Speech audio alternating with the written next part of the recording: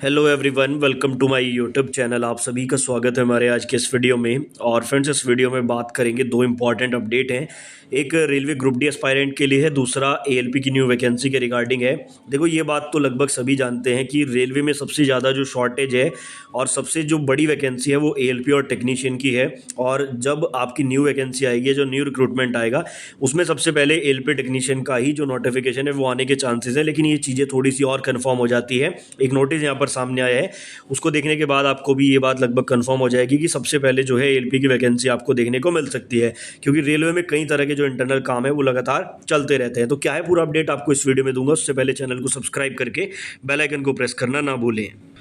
Friends, आगे बढ़ने से पहले एक छोटा सा अपडेट आपको देना चाहूँगा। रेलवे के अलावा बहुत सारे डिपार्टमेंट में ITI, diploma, BA, BSc, BCom वालों के लिए वैकेंसीज आती रहती हैं, जिसका अपडेट मैं अपने सेकंड चैनल जॉबस्ट्री पर लगातार देता हूँ। बहुत छोटा सा 3 से 4 मिनट का वीडियो बना के आपको नोटिफिकेशन के माध्यम से ऑथेंटिक जानकारी उस चैनल पर दी जाती है। तो डिस्क्रिप्शन में लिंक है, जाके इस चैनल को भी सब्सक्राइब कर लो, ताकि कोई भी छोटी से छोटी वैकेंसी के रिगार्डिंग आपको इन्फॉर्मेशन मिलती रहे। तो एएलपी वैकेंसी की बात हम लोग बाद में करेंगे। उससे पहले ग्रुप डी वालों के लिए जो यहाँ पर एक अपडेट है वो आपको देना चाहूँगा। वेस्ट सेंट्रल रेलवे भोपाल या फिर जबलपुर आप कह सकते हैं, 29 दिसंबर 2023 को प्रोविजनल पार्ट पैनल 5 इन्होंने जारी कर दिया है। और अगर बात करते हैं तो यहाँ पर पार्ट पैनल 5 में जो है टोटल 14 कैंडिडेट को जगह मिली है। और कौन कौन सी पोस्ट उनको मिली है वो यहाँ पर मैंशन की गई है। अब अगर बात करें यहाँ पर 5 पैनल आने के बाद, यानी कि जो 5वां पैनल आया है, इसके आने के बाद कितने स्टूडेंट का सिलेक्शन हो चुका है, तो 3755 टोटल स्टूडेंट का यहाँ पे सिलेक्शन हो चुका है। और सेकंड डीवी यहां पर पहले ही कंडक्ट हो चुका था।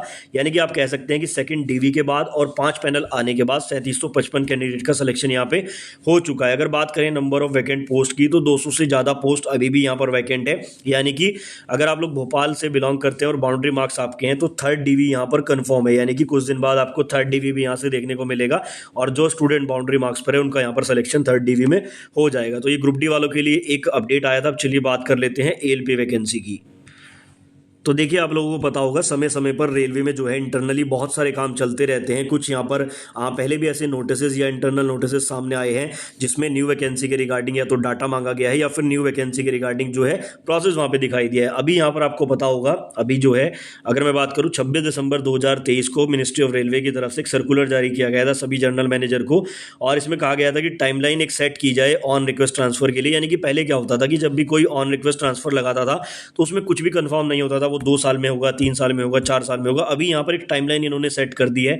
इन्होंने यहाँ पर बोल दिया था कि भाई 10 अप्रैल और 10 अक्टूबर साल में 2 बार जो है आपको 2 साइकिल ऑर्गेनाइज करानी है। उसमें जितने भी ट्रांसफर लगे हैं उन सभी का डाटा कलेक्ट करके और उसको जो है आगे फिर फर्दर प्रोसेस के लिए भेजना है। एक टाइमलाइन बेसिकली सेट कर दी थी कि भाई 1 साल के अंदर जो है आपको 2 बार ये प्रोसेस कंप्लीट कराना है। ये सारी चीजें यहाँ पर इस नोटिस में बताई गई थी।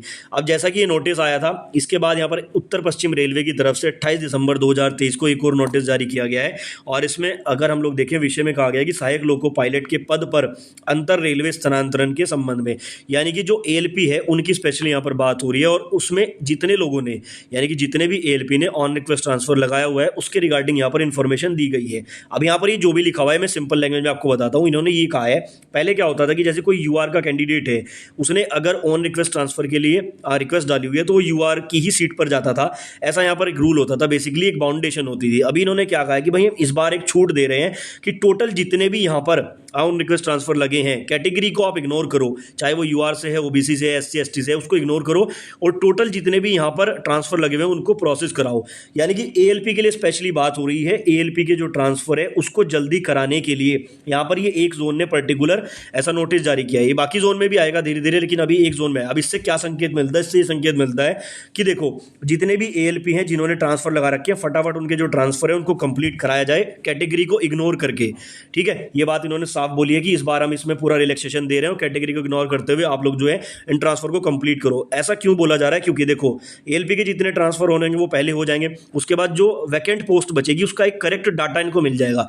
मान लो यहाँ पर उत्तर पश्चिम रेलवे से 100 ट्रांसफर होने हैं तो वो हो जाएंगे, तो यहाँ पर जो 100 सीट वैकेंट बनेंगी वो न्यू वैकेंसी में निकाली जाएगी। कहीं ना कहीं अगर आप लोग इसको समझ पा रहे हैं तो ये न्यू वैकेंसी से डायरेक्ट रिलेट करता है, क्योंकि इससे जो है एग्जैक्ट नंबर मालूम चल जाएगा कि कितनी एएलपी की पोस्ट निकालनी है। इसीलिए मैं बोल रहा हूं कि एएलपी की जो वैकेंसी है वो पहले आने के और भी चांसेस बढ़ जाते हैं जब इस तरह के नोटिस सामने आते हैं।